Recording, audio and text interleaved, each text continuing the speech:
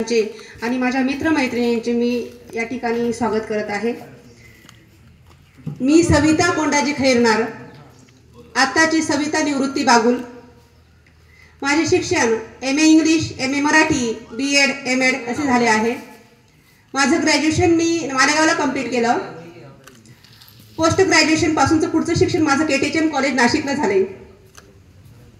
सध्या मी गुरु गोविंद सिंग पॉलिटेक्निक कॉलेजला as a professor म्हणून जॉब करत आहे। मला 2 मुले आहेत सर, पियुष आणि मुकुल। दोघेही 9वी आणि 5वी अशा क्लासेसमध्ये army public school Deolali Nashik या ठिकाणी जातात। माझे मिस्टर आर्मीमध्ये आहेत, ते देशसेवा करत आहेत। सध्या त्यांची पोस्टिंग सिक्कीम या ठिकाणी आहे। मला या शाळेबद्दल, शिक्षकांबद्दल आणि मित्रांबद्दल सांगायचं म्हटलं तर सर्वप्रथम मी माझ्या मित्रमैत्रिणींबद्दल सांगते। तुम्हा सर्वांना या ठिकाणी एकत्र करण्याचं माझं एकच हे होतं की ही जी मैत्री असते, शालेय मैत्री किंवा बालपणीची मैत्री, ही निरागस, निर्मळ, सोज्वळ असते। आणि माझे भरपूर म्हणजे पुढचं फ्रेंड सर्कल खूप मोठं आहे, तो प्रश्न नाही, परंतु मला तुम्हा सर्वांना एकत्र करायचं होतं। आणि यासाठी सुरुवातीला भरपूर त्रास झाला, तुम्हाला पण माहीत आहे, परंतु तरीही मी तुमच्यासाठी बोलेल। शब्दांनाही कोडं पडावं असे काही मित्र असतात, शब्दांनाही कोडं पडावं असे काही मित्र असतात। आपण खूप भाग्यवान असतो जेव्हा ती आपली असतात, आपण खूप भाग्यवान असतो जेव्हा ती आपली असतात। या शाळेतील शिक्षकांबद्दल किंवा या शाळेबद्दल सांगायचं म्हटलं तर या शाळेशी माझी नाळ जोडली गेली आहे सर। मी आज तुमच्यासमोर जे काही आहे त्याचं श्रेय किंवा ते संस्कार, आशीर्वाद हे सगळे माझ्यावर माझ्या या शिक्षकांनी, माझ्यासमोर बसलेल्या शिक्षकांनी केलेले आहेत। आणि त्यांच्या आशीर्वादानेच आज मी तुमच्या समोर उभी आहे। आमच्या शाळेला पाया नव्हता, पण ज्यांनी आमचा पाया घातला किंवा ज्यांनी माझा पाया भक्कम केला असे हे सगळे शिक्षक आहेत। आमची शाळा छोटी होती, पण ध्येय मात्र मोठं होतं। सर, तुम्ही सर्वांनी मराठा विद्या प्रसारक सारख्या महावटवृक्ष असलेल्या संस्थेत वेगवेगळ्या ठिकाणी कामं केलीत आणि या ठिकाणी बदली हे समीकरण हे ठरलेलंच असतं, परंतु तरीही तुम्ही सगळ्यांनी सर्व ठिकाणी आपला ठसा उमटवण्याचं कार्य केलेलं आहे। परंतु असे असतानाही या वासोळच्या शाळेशी तुमचे संबंध काही खास होते आणि ते म्हणजे असे की तुमच्या सगळ्यांची सुरुवातीची जी करिअरची आपण शाळा म्हणतो ती म्हणजेच ही वासोळची इंदिरा माध्यमिक विद्यालय। तुमचं करिअरच इथून सुरुवात झालं आणि आमच्या सुदैवाने सुद्धा आमच्या माध्यमिक शाळेचा श्री गणेशा या शाळेतूनच झाला। विद्यार्थी संख्या व शिक्षकांची संख्या कमी असल्याने एकाच शिक्षकांना अनेक विषय शिकवावे लागत होते। तर श्री दयाराम शेवाळे सर यांच्याकडे मराठी, समाजशास्त्र व गणित असे विषय होते। सर, ग्रामीण भागातील असल्यामुळे शिक्षणाची ओढ कमी असलेले विद्यार्थी जास्त, पण त्यातही तुम्ही आम्हाला अभ्यासाची गोडी लावलीत। तुम्ही शिकवलेले धडे आम्हाला परीक्षेच्या पेपरमध्येच काय, परीक्षेच्या पेपरमध्ये उमटवण्यापेक्षा आमच्या मनावरच अधिक कोरले गेलेत। त्यापैकी मी थोडेसे उदाहरण देण्याचा प्रयत्न करते। इयत्ता 7वीला असताना पाखऱ्या हा धडा सरांनी शिकवला होता। तर ते पाखऱ्या या धड्याने इतका प्रभाव पाडला मनावरती की आजही माझ्या माहेरचा किंवा माझ्या सासरचा बैल विकण्याची परवानगी हा पाखरा देत नाही। आणि एवढंच नाही तर 6वीला असताना दमडी हा पाठ पहिलाच शिकवला होता सर तुम्ही। दमडी या पाठातून दमडी या पाठात आजही जेव्हा मी बाजारात जाते तेव्हा दमडीसारखी जर मुलगी एखादी शेव खाण्याची इच्छा बाळगून असते, ती बघितली तर मला आतून गलबलून येतं सर, जीव कासावीस होतो। आणि एवढंच नाही तर आजही दैनंदिन जीवनात तुम्ही शिकवलेले धडे मार्गदर्शन करत असतात।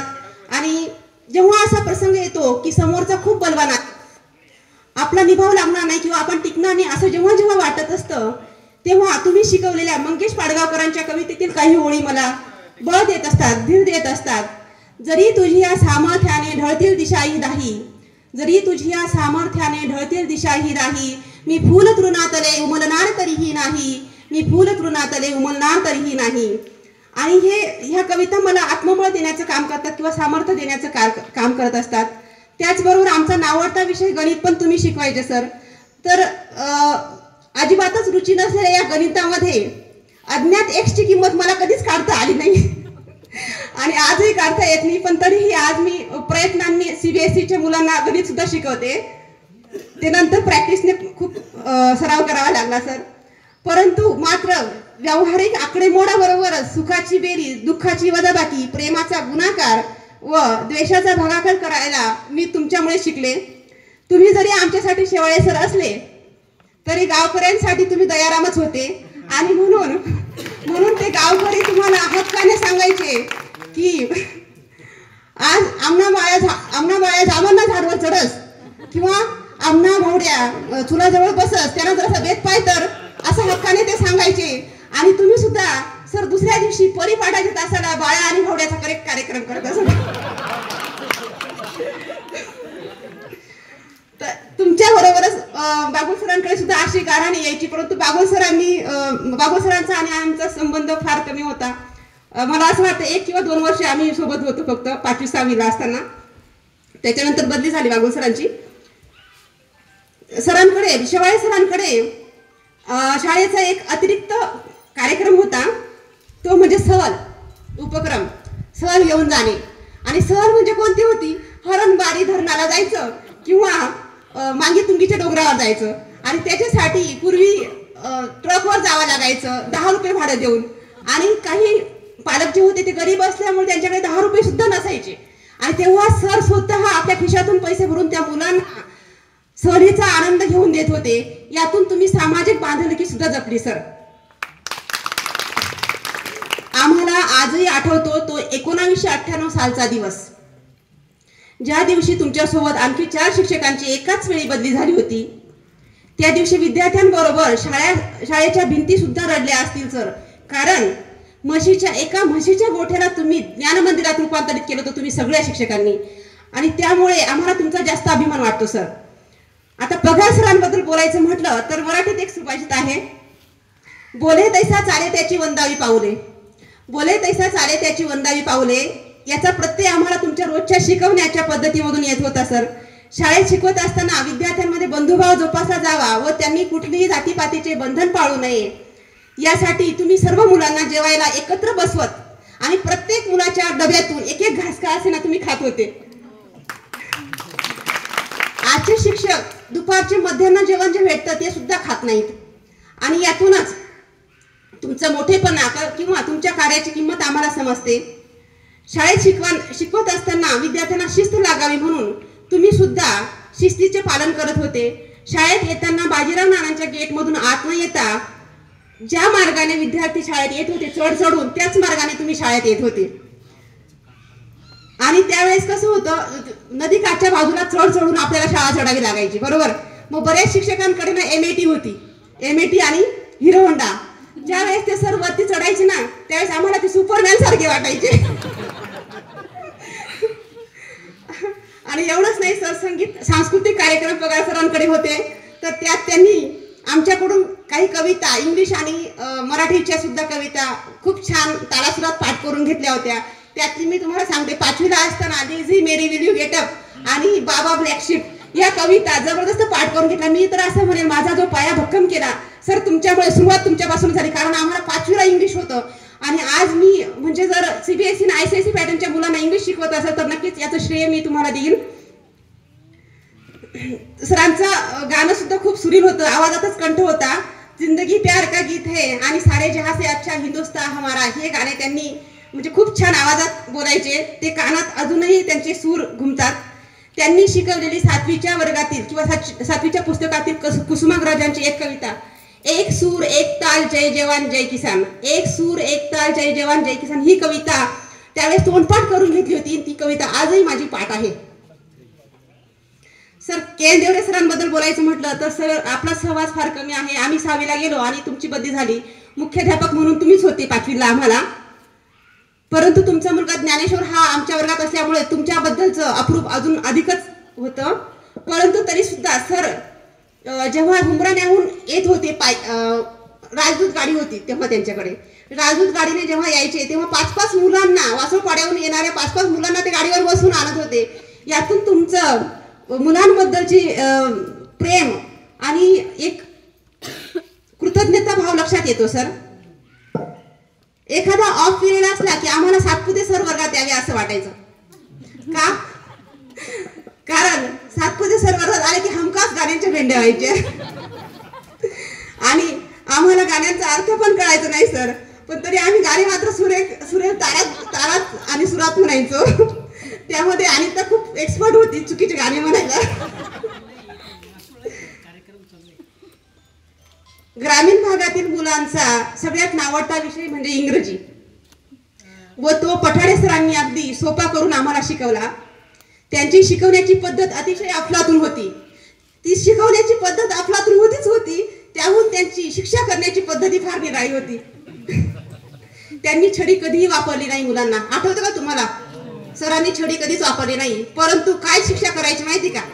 बेटकी काढ, उठा बशा काढ, किंवा दोन बोटांनी असं याच्यावर मनगटावरती मार, अशा शिक्षा त्यांनी केल्या. तसेच जर मुलांमध्ये भांडण झालं असेल ना, त्यांनी कधीच मुलांना मारलं नाही. दोघं मुलांना एकमेकांच्या कानाखाली वाजवायला सांगितले असतील, अशा पद्धतीने ते शिक्षा करायचे. आणि आजही सर मी त्या गोष्टीचं अनुकरण नक्कीच करते. मी माझ्या मुलांना, म्हणजे माझ्यापुढे तर मोठे विद्यार्थी आहेत, त्याच्यामुळे मारता येत नाही, परंतु त्यांना मी रॅपर्स गोळा करायला सांगणे किंवा मग काही आणलेलं नसतं बुक वगैरे तर खाली जमिनीवर बसवते सर, म्हणजे मी शिक्षा करत नाही. सर मला एक गोष्ट आवर्जून सांगावीशी वाटते. ज्या गावात 10वी नंतर मुलं सुद्धा शिक्षण घेत नाही, त्या गावातील मी एक साधारण कुटुंबातील, शेतकरी कुटुंबातील मुलगी, इंग्लिशमधून पोस्ट ग्रॅज्युएट होते. आणि नुसती पोस्ट ग्रॅज्युएट नाही होत सर, तर डबल PG करून BEd MAd करते. KTHM सारख्या कॉलेजमध्ये, नाशिकमध्ये नावाजलेल्या कॉलेजला, KTHM कॉलेजला मी BEd केलं. त्यात 300 विद्यार्थ्यांमध्ये माझा 1 ते 5 मध्ये नंबर आला सर. आणि एवढंच नाही तर इंग्लिश डिपार्टमेंटमधून मी फर्स्ट आले सर. एवढंच नाही सर, तर MAd मी SNDT कॉलेज येवल्याला केलं. तिथे 60 विद्यार्थी होतो आम्ही. तिथे सुद्धा मी एक्सटर्नल MAd केलं. रेग्युलर मला पॉसिबल नव्हतं, नाहीतर इथं नाशिकला होत होतं, परंतु रेग्युलर करणं शक्य नव्हतं, म्हणून मी SNDT कॉलेजला ॲडमिशन घेतलं. आणि तिथे पेपरला जात असताना माझ्या मित्रमैत्रिणींना मी एकदा मेसेज टाकला होता. पेपरला जात असताना माझा ॲक्सिडेंट झाला होता जबरदस्त, पण तरीही मी तसेच पेपर दिले. आणि तेव्हा मला एक मूल झालेलं होतं, दुसरं माझ्या श्वासातच श्वास घेत होतं. अशा अवस्थेत मी पेपर दिले आणि वर्गात दुसरी आले सर 60 विद्यार्थ्यांमधून. सर ॲक्च्युली माझा हा जो शिक्षकी पेशा आहे, हा माझा दुसरा ऑप्शन होता. माझा पहिला ऑप्शन हा MPSC थ्रू अधिकारी बनायचा होता, परंतु मला म्हणजे आता तो विषय नाही आहे. एक खरोखर खंत वाटते की कॅटेगरीचा खूप फरक पडतो. मी खूप अभ्यास केला, खरोखर खूप अभ्यास केला. 2014 मध्ये मी पूर्वपरीक्षा सुद्धा पास झाली राज्यसेवेची, आणि माझा अभ्यास कंटिन्यू चालूच होता. इकडे BEd पण करायचे, MAd पण करायचे, तिकडे माझा MPSCचा अभ्यास पण चालू होता. परंतु माझ्यापेक्षा कमी गुण असलेले विद्यार्थी, म्हणजे आज माझ्या फ्रेंड सर्कलमध्ये ते MPSC थ्रू चांगल्या मोठ्या पोस्टवर गेलेत. मला या गोष्टीचं खूप वाईट वाटतं. आणि म्हणून मी माझ्या मुलांना कधीच हा फोर्स करणार नाही की तू हेच कर, तू तेच कर, कारण त्यांचा काही दोष नाही सर. आपल्याला खूप फरक पडतो, आणि तो विषय थोडा वेगळा असल्यामुळे मी तो जास्त बोलत नाही त्यावरती. म्हणून दुसरा जो ऑप्शन होता माझा शिक्षक बनण्याचा, हा ऑप्शन मी निवडला, आणि यातही मला यश मिळत गेलं. मी जिथं गेले तिथं मला यश मिळालं सर. मी 2024 मध्ये मागच्याच वर्षी इथं नाशिकला प्रवेश केला. त्याच्या आधी मी राजस्थानला माझ्या मिस्टरांसोबत 7-8 वर्ष राहिले. तिथेही मी गप्प बसले नाही. तिथं मी आर्मी स्कूलला टीचिंग केलं, त्याच्यानंतर क्लासेस घेतलेत. आणि मागच्या वर्षी इथं आल्यानंतर माझे मिस्टर मला नाही म्हणत होते तू काहीच करू नको, फक्त मुलांवरती लक्ष दे, परंतु माझं मन मला गप्प बसू देत नव्हतं सर. आणि म्हणून मी म्हटलं नाही, मी काहीतरी करेल. मी 1-2 महिने कसे तरी काढले घरात, आणि मग माझे क्लासेस चालू केले. माझे क्लासेस इतके जबरदस्त चालायला लागले त्या एरियामध्ये की 4-4 बॅचेस घेऊन मला शक्य होत नव्हतं. मग आता समाजाने मला एक वेळेस आयडिया दिली होती की तू एखादी बाई लावून घे, असं एखादी टीचर लावून घे. परंतु मी रो हाऊसेसमध्ये क्लासेस घ्यायचे, त्याच्यामुळे माझ्या मुलांनाही त्रास होत होता आणि मलाही त्रास होत होता. मग ते कॅन्सल केलं. मी 2 बॅचेस कमी करून टाकले आणि 2च बॅचेस घेत होते.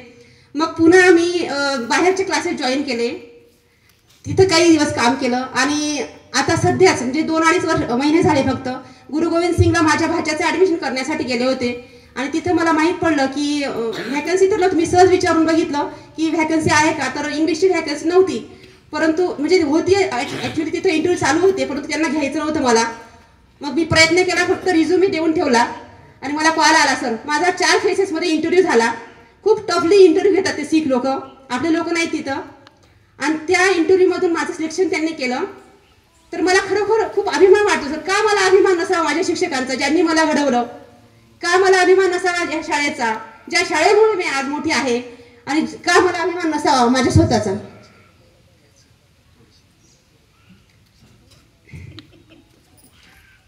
या सर्व गोष्टींनी माझा आत्मविश्वास, तुमच्यामुळे माझा आत्मविश्वास नक्कीच वाढला सर. आणि म्हणून शेवटी मी जाता जाता एवढंच बोलेन की धावपळीच्या जीवनापेक्षा बालपणीची शाळा बरी होती. धावपळीच्या जीवनापेक्षा बालपणीची शाळा बरी होती. शाळेच्या प्रांगणात मुलांची रांगोळी घातली गेली होती. गाई गोठ्यांच्या शेडमध्ये आमची 5वी ते 10वी घडली होती. गाई गोठ्यांच्या शेडमध्ये आमची 5वी ते 10वी घडली होती. पुन्हा वाटे लहान व्हावे, पाठीवरती दप्तर घ्यावे, पुन्हा वाटे शाळेत जावे आणि जगण्याचे ते सोने करावे, पुन्हा वाटे शाळेत जावे आणि जगण्याचे ते सोने करावे. मी माझे मनोगत या ठिकाणी संपवते. जय हिंद, जय महाराष्ट्र.